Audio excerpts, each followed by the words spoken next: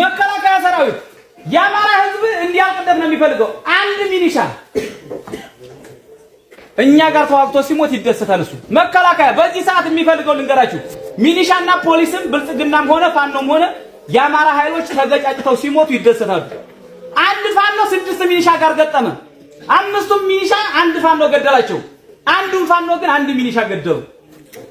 6ኛው መከላከያ ወደ ኦሮሞ ምን አለው?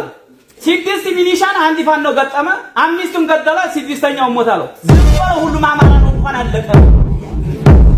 አራቱ ማጣጫ በጎጃም፣ በጎንደር፣ በሸዋ፣ በወሎ አዲስ አበባ እንዳንገባ ተከልክለናል። ወለጋ ተፈናቀልን። ወለጋ ጃራ ላይ የተፈናቀለ ሙስሊም አለ። አዋሪ ላይ የተፈናቀለ ሙስሊም አለ ከወለጋ። ደብረ ብርሃን ላይ የተፈናቀለ ሙስሊም አለ ከወለጋ።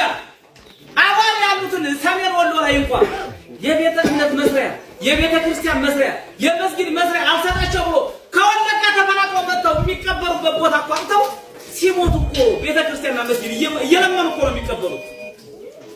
ጎበዝ እስልምና ሃይማኖት ተከታይ የሆናችሁ የሃይማኖት አባቶች፣ ኦርቶዶክስ ሃይማኖት ተከታይ የሆናችሁ የሃይማኖት አባቶች እስከ አባሪ ሂዱና ከወለጋ ተፈናቅሎ የመጣው አማራ እንደው ሙስሊምና ኦርቶዶክስ የሚለውን እንተውና ከወለጋ ተፈናቅሎ የመጣው አማራ መቀበሪያ ቦታ አለው ወይ ብላችሁ ሲጠይቁ ትክክለኛ የእምነት ተከታይ